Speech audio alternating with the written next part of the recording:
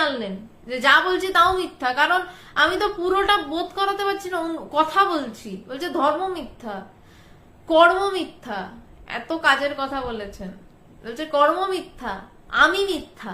স্বামীজি নিজেকে নির্দেশ করছে, বলছে আমিও মিথ্যা। স্বামীজি যদি নিজে মিথ্যা হয় তাহলে অটোমেটিক্যালি শিষ্য মিথ্যা। বলছে আমি মিথ্যা, তুই মিথ্যা। বলছে আমিও নেই, যেখানে আমি নেই সেখানে তুমি কি করে থাকবে? আমি নেই মানে শিষ্যও নেই। বলছে জগৎ মিথ্যা। তখনই দেখে যে আমি সব, আমি সর্বগত আত্মা। আমার প্রমাণ কোথায়? আমার প্রমাণ কোথায়? আমি শাস্ত্রে যেমন বলে নিত্য মসমত প্রসিদ্ধাম, আমি ওই অবস্থা সত্য সত্যই দেখেছি, অনুভূতি করেছি। তোরাও দেখ, অনুভূতি কর, আর জীবকেই ব্রহ্মতত্ত্ব শোনাগে, তবে তো শান্তি পাবি। এই হচ্ছে যথার্থ গুরু। সে বলবে না যে আমি অনুভব করেছি, তোমরা বাবাকে অনুভব করবে না, তোমরা এই বসে থাকো নিচে, আমি সিংহাসনে বসে থাকি, আর আমি তোমাদের ব্রহ্মতত্ত্ব শোনাবো, কিন্তু তোমরা অনুভব করবে না।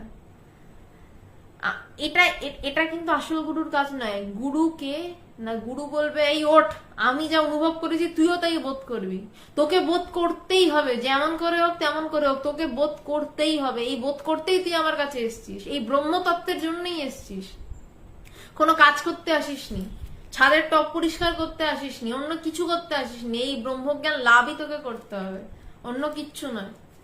তো স্বামীজি বলছেন যে, আমি আবার লাইনটা পড়ছি, এত অসাধারণ লাগছে লাইনটা পড়তে। স্বামীজি বলছে যে পরমার্থের দিক দিয়ে দেখলে সবই মিথ্যা বলে বোধ হয়। ধর্ম মিথ্যা, কর্ম মিথ্যা, আমি মিথ্যা, তুই মিথ্যা, জগৎ মিথ্যা। তখনই দেখে যে আমি সব, আমি সর্বগত আত্মা। আমার প্রমাণ আমি। বলছে আমার প্রমাণটা কি? আমার প্রমাণ আমি। আমি শাস্ত্রে যেমন বলে নিত্য মসমাত প্রসিদ্ধম, বলছে যে আমি ওই অবস্থা সত্য সত্যই বোধ করেছি। স্বামীজি জ্ঞান লাভ করেছে বলেই এই কথাগুলো এইভাবে বলছে, নইলে পারতেন না।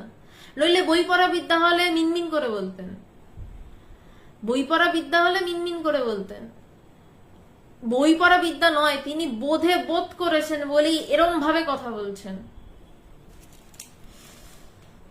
বলছে তোরাও দেখ, সাথে যেটা বলছেন, বলছে তোরাও দেখ, অনুভূতি কর। শুধু দেখতে বলছে না, শ্রীমতীদি নমস্কার, দেখতে বলছে না, বলছে তোরাও দেখ, অনুভূতি কর। বলছে অনুভূতির উপর জোর দিচ্ছে, বলছে তোরা শুধু দেখবি না, অনুভব কর, সেটাকে অনুভূতি কর।